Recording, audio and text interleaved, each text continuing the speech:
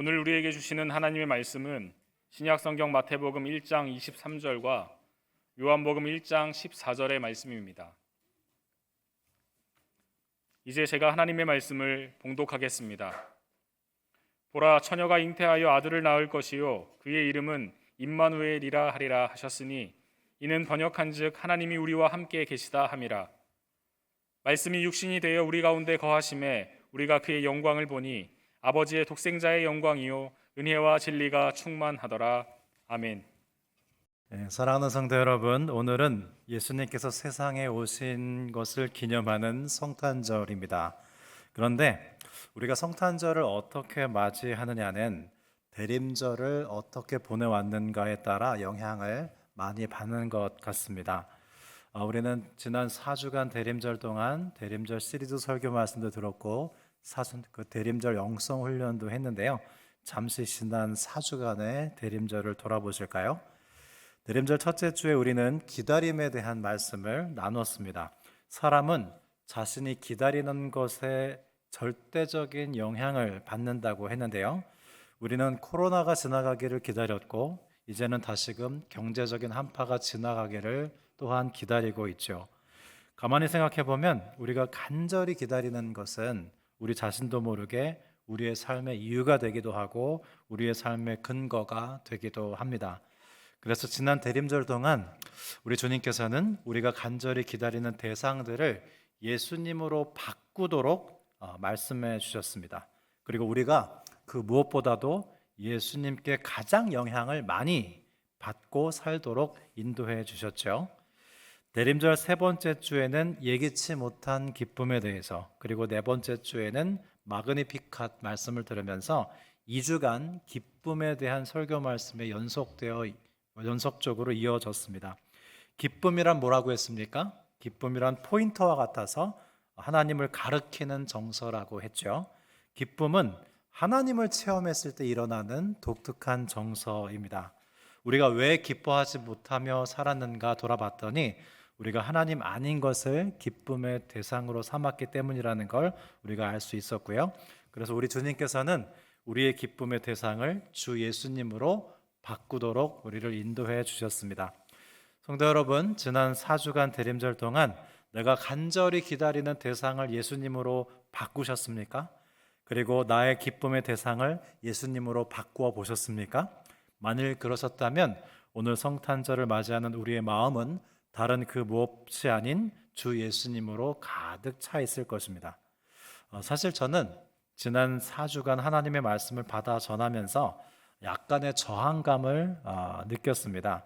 지금 우리 성도님들이 여러 가지 일로 많이 힘드신데 하나님께서 뭔가 좀 위로와 격려를 많이 해주시는 말씀을 주시면 했는데요.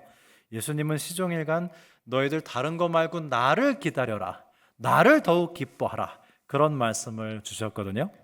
밀양 아리랑 가사로 표현하자면 날 좀 보소, 날 좀 보소, 동지 섣달 꽃 본 듯이 날 좀 보소.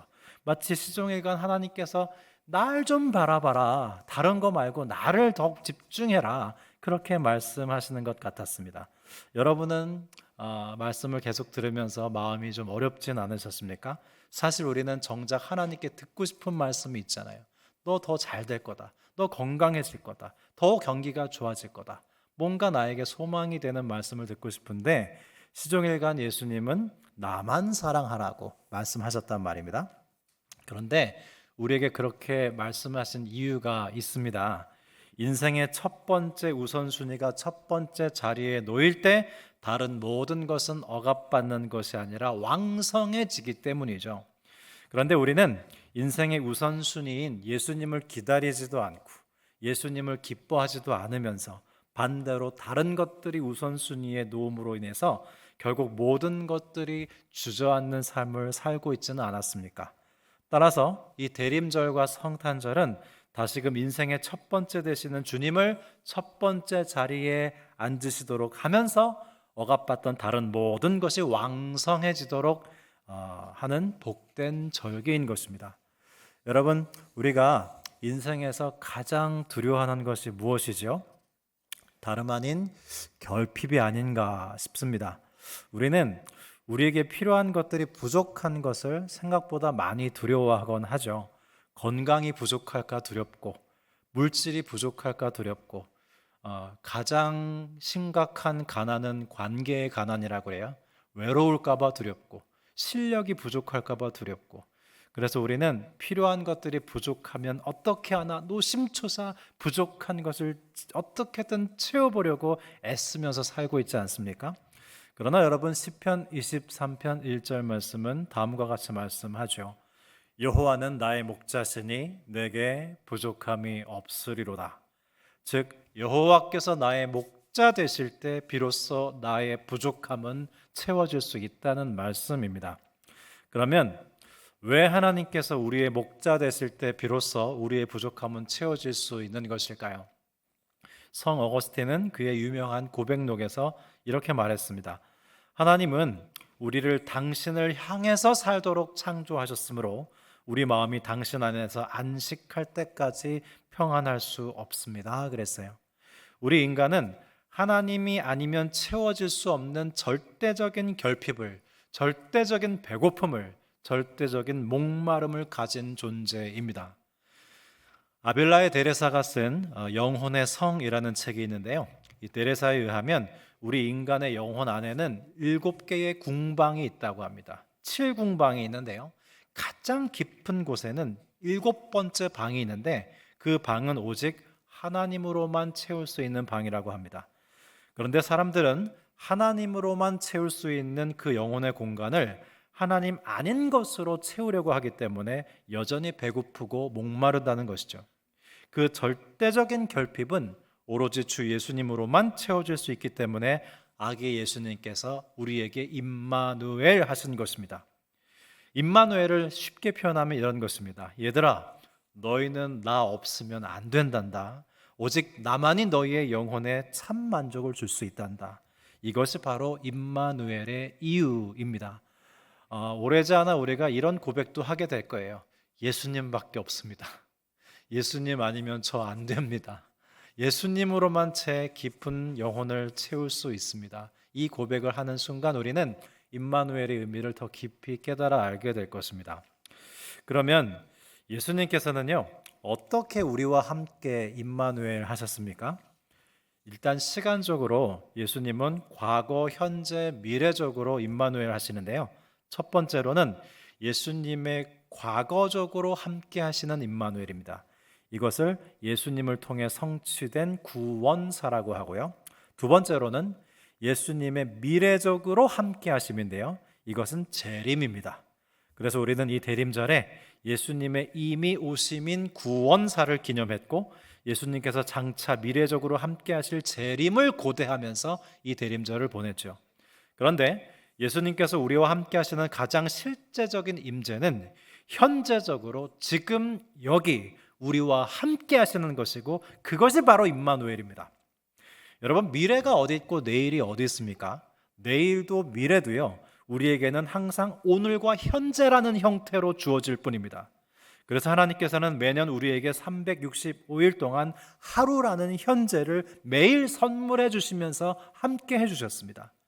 그래서 영어의 present는 현재라는 뜻과 동시에 선물이라는 뜻도 있죠.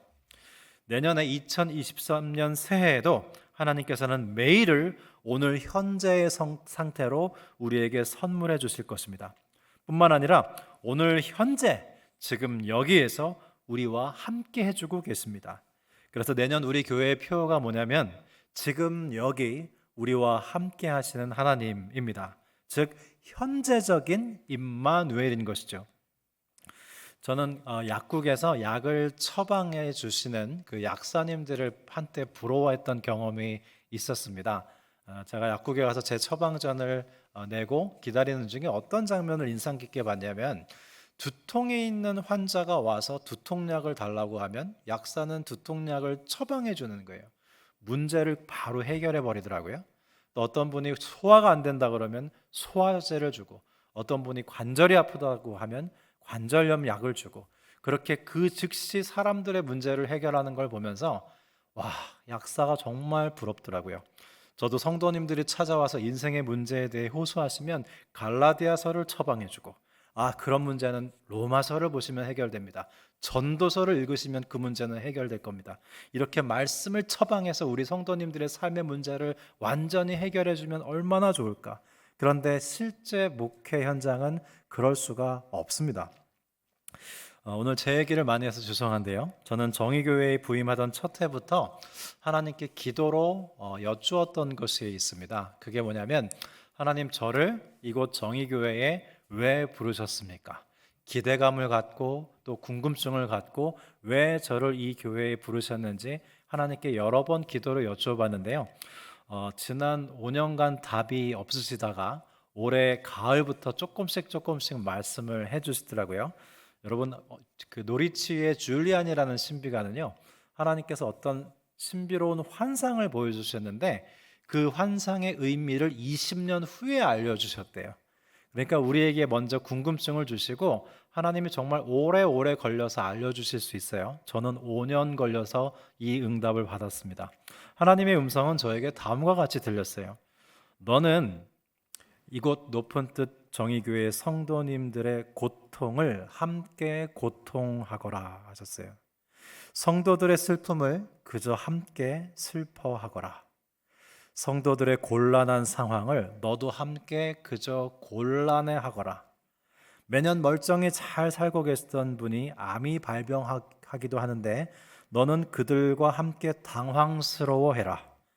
그들의 투병 생활에 동행하며 안타까워하고 병세가 호전되면 기뻐하고 병세가 악화되면 함께 슬퍼하거라. 너는 그렇게 정의 성도님들의 모든 일에 그저 함께 하거라 하셨어요.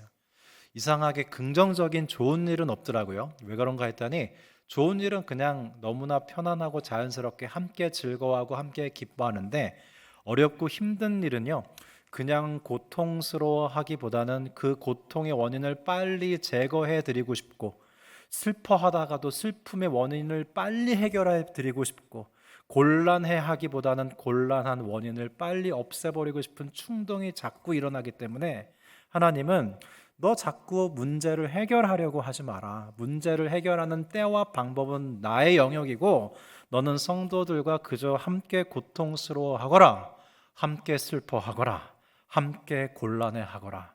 그것이 저에게 주신 응답이었습니다.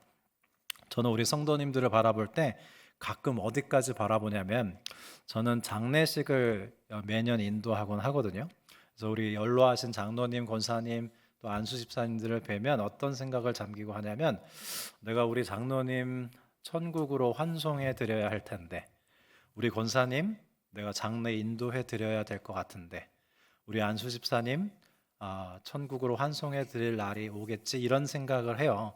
거기까지 갔다 오면요, 지금 현재 일어나는 여러 가지 대화나 갈등이나 이런 것들이 별로 아무것도 아닌 것처럼 보이게 됩니다. 사람이 마음이 다 하나 같지 않기 때문에 의견이 합할 수 없죠. 제 의견이 받아들여지지 않을 수도 있죠. 그런데 장례식장까지 갔다 오면 그거 아무것도 아닌 게 되더라고요. 내가 이분의 장례를 인도해 드려야 될 텐데 지금 어떻게 이분과 관계 맺어야 할까? 그 질문 앞에 서면 지금 어떻게 모두를 대해야 될지 알게 됩니다. 하나님께서 그렇게 정의교회 성도님들과 함께 하라고 저를 불러주셨다고 응답을 해주셨어요. 복음서를 보니까요, 우리 주님께서도 그러셨다는 걸 전 알게 됐습니다. 복음서에 보면 주 예수님께서 공생애 동안에 사람들과 함께 하시며 임마누엘 하셨어요. 물론 기적을 베푸시며 병자를 고쳐주기도 하시고 문제를 해결해 주기도 하셨는데요, 기적의 목표는 예수님께서 메시아라는 걸 보여주시기 위함이었지 기적 자체가 목표는 아니었습니다. 가만 보면 여러분, 예수님께서 모든 병자를 다 고쳐주시지 않으셨어요. 죽은 사람을 모두 다 살려주지 않으셨습니다. 만약 예수님께서 모두를 살리고자 하셨다면 공동묘지에 가서 다 살아나라 그랬을 거 아니에요. 그런데 죽은 자 살린 경우 많지 않습니다. 그리고 치유 이적이 생각보다 많지 않아요. 모든 문제를 다 해결해 주시지도 않았습니다. 예수님의 삶을 요약하면 뭐냐면, 예수님은 사람들과 함질함을 하다가 그냥 억울하게 십자가에 못 박혀 죽었다. 이게 예수님의 생애의 요약이에요. 그런데 한 가지 분명한 것이 있습니다. 예수님께서는 사람들과 함께 즐거워하셨고 함께 우셨다는 것입니다. 오병이어의 기적도요, 여러분, 예수님께서 얘들아 밥 없냐? 오병이어다. 또 밥이 없니? 그럼 칠병이어지. 이렇게 기적을 아주 그냥 아무 생각 없이 스스럼 없이 베풀지 않으셨어요. 오병이어를 베푸시기 전에 먼저 목자 없는 양 같은 무리들을 불쌍히 여기셨어요. 불쌍히 여기신 걸 먼저 하셨습니다. 요한복음 11장에서 예수님께서 나사로를 살리실 때도요, 나사로 죽었니? 그럼 내가 살려내마. 그게 아니고요, 먼저 눈물을 흘리셨습니다. 인간이 죽을 수밖에 없는 숙명을 애통해 하셨습니다. 누가복음 7장에서 과부의 아들이 죽어서 나올 때도, 그 과부의 아들을 살리실 때도 먼저 불쌍히 여기시는 것부터 했습니다.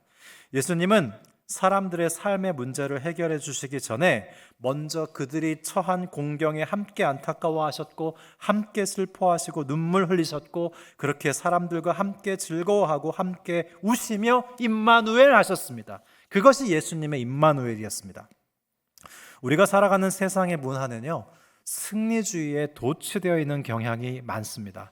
우리도 그 영향을 받을까요, 안 받을까요? 생각보다 많이 받아요. 이른바 번영신학입니다.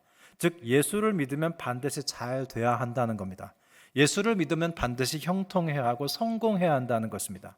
그래서 때때로 우리도 우리 자신도 모르게 교회 다니면 당연히 문제가 빨리 해결돼야 되는 것 아닌가 하는 생각을 하죠.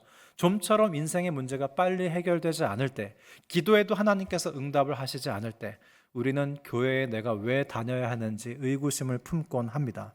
그러나 여러분, 우리가 그렇게 우리의 삶의 문제 해결 중심적으로 하나님을 믿으면, 승리주의적으로 하나님을 믿으면, 우리의 경외할 대상이신 하나님을 그저 내 소원이나 성취해주는 우상으로 격화시킬 우려가 있습니다. 그러면 여러분, 우리는 어떻게 임마누엘적 삶을 살아야 할까요? 기도를 예로 들어서 말씀을 드리면, 여러분, 우리가 기도하잖아요. 근데 기도하는 족족 응답이 날아오진 않죠. 기도할 때마다 하나님의 임재가 피부로 느껴지고, 기도할 때마다 하나님의 음성이 들리진 않습니다. 그렇지 않을 때가 더 많죠. 30분 기도하고 1시간 기도했는데 하나님을 전혀 못 만난 것 같이 공친 때가 있어요. 저도 지난주 새벽에 그랬어요. 새벽 예배를 드리고, 요즘 날이 춥잖아요. 얼마나 따뜻하게 난방을 해주는지요. 너무 졸립더라고요. 1시간 기도했는데요, 하나님을 못 만난 것 같아요. 근데 여러분, 그런 시간은 대단히 좋은 시간입니다. 왜냐하면 내가 하나님을 못 만난 것 같지만 하나님 입장에서는 공친 기도 없어요. 내가 하나님의 임재를 느끼지 못하고 내가 하나님의 음성을 듣지 못한 그 30분 1시간 기도 시간 중에도 하나님은 함께 하셨거든요. 하나님께는 쓸데없는 기도 시간 없습니다. 하나님은 다 알고 계세요. 다 들으셨어요. 함께 하셨단 말이에요. 그래서 우리가 하나님 음성을 듣지 못하고 하나님 임재가 느껴지지 않아도 하나님 앞에 오래 앉아 기도할 수 있다면 그 시간은 대단히 소중한 시간이에요. 하나님이 그 시간을 알아주시거든요. 우리는 자꾸 신앙생활을 실용적으로 하려고 해요. 기도도 실용적으로 하려고 해요. 그냥 하나님을 무작정 사랑할 수 있어야 되는데 하나님을 이용해 먹고 싶어 안달입니다. 진정한 임마누엘 정신은 어떤 거냐면요, 마리아가 향유 옥합을 모두 깨 부숴서 예수님의 발에 다 붓는 낭비적 정신입니다. 예수님께서 하나님께서 천사 하나 보내서 우리를 구원하지 않으셨어요. 하늘에서 말씀 한마디 해서 우리를 구원하지 않으셨어요. 예수님을 보내주시는 대단한 낭비를 하셨습니다.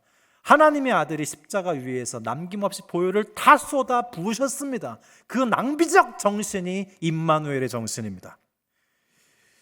그렇게 하나님께서 우리에게 비실용적으로, 낭비적으로 모두 다 부어주신 그 임마누엘의 정신으로 우리도 하나님 앞에 나갈 때 우리는 하나님을 올바르게 사랑할 수 있는 것입니다.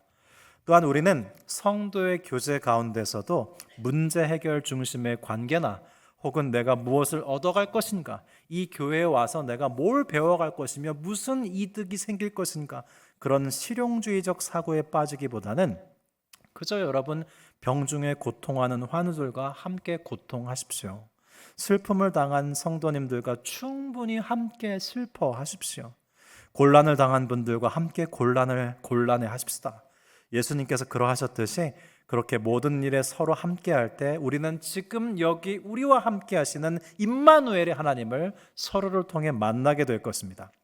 우리 교회 공동체에 교사가 부족하고 순장이 부족하고 또 여러 봉사 인력이 부족하지만 그건 단지 봉사 인력이 부족한 게 아니고요. 서로를 통해서 만날 임마누엘의 하나님을 만날 기회가 취약해지는 거예요. 오늘 주보에 105명의 신규 서리집사 명단이 게재되어 있습니다. 저는 우리 신규 서리집사님을 통해서 임마누엘 하시는 하나님을 만날 것을 기대합니다. 그 거룩한 부담감을 드리고 싶어요. 왜 하나님이 나를 서리집사로 부르셨는지 여러분들 질문해 보세요. 그리고 하나님께 응답 받으세요. 그리고 그 응답을 따라가세요. 아마 저하고 비슷한 응답을 해 주실지 않을까 싶습니다. 서리집사로서 성공하고 교회에 이바지하고 사람들에게 힘이 되라, 그거 그렇게 말씀 안 하실 거예요. 그저 함께 고통스러워하고 함께 슬퍼하고 함께 곤란해하고 그렇게 함께 하거라, 거기에 내가 임마누엘로 함께 하리라, 그 음성을 직접 개별적으로 들으시길 바랍니다. 그러면 임마누엘의 결과는 무엇일까요? 하나님께서 우리에게 오신 결과는 무엇일까요? 하나님께서 인간의 육신을 입고 이 땅에서 걸어 다니셨어요. 이 세상에서 우리가 먹는 음식을 드셨어요. 이 세상에서 주무셨어요. 이 세상에서 몫으로 일하다가 돌아가셨습니다. 그 결과 어떻게 됐는지 아십니까? 이 땅이 거룩해졌습니다. 하나님이신 예수 그리스도께서 인간으로 오셔서 이 땅에서 먹고 살다 가셨기 때문에 이 땅은 거룩해지셨습니다. 또한 하나님께서 인간의 몸을 입으셨다는 것 역시 우리의 몸이 거룩하다는 것을 의미합니다. 무엇보다도 하나님이신 예수님께서 사람들과 함께 즐거워하셨고 사람들과 함께 슬퍼했다는 것은 모든 인간관계를 거룩하게 하셨다는 것이에요. 여러분, 세상은 우리로 하여금 끊임없이 서로 경쟁하게 하고 시기질투하게 하고 성공을 추구하게 하고 사물을 지배하게 합니다. 그래서 우리는 서로 간에 진정으로 함질함을 하지 못하고 하나님께서 주신 인간성을 잃어버리곤 했습니다. 그러나 성육신의 진리는 우리가 임마누엘 하신 예수님과 함께 즐거워하고 함께 우는 것을 가능하게 해주는 것이고요. 성육신의 진리로 우리가 서로에게 진정으로 함질함을 하는 것을 가능하게 해주는 것입니다. 그래서 로안 윌리엄스는 이렇게 말했습니다. 예수님께서 성육신 하신 날은 이 세상의 새로운 창조가 시작된 날이라고 했어요. 예수님께서 임마누엘 하심으로 세상은 다시 거룩하게 재창조됐습니다. 사랑하는 성도 여러분, 우리는 지난 4주간 대림절을 지난 끝에 오늘 성탄절을 기쁘게 맞이했습니다. 다시금 예수님께서 우리의 삶의 우선순위가 되셨어요. 우리는 예수님을 다시금 기다리게 됐습니다. 그리고 예수님을 더욱 기뻐하게 됐습니다.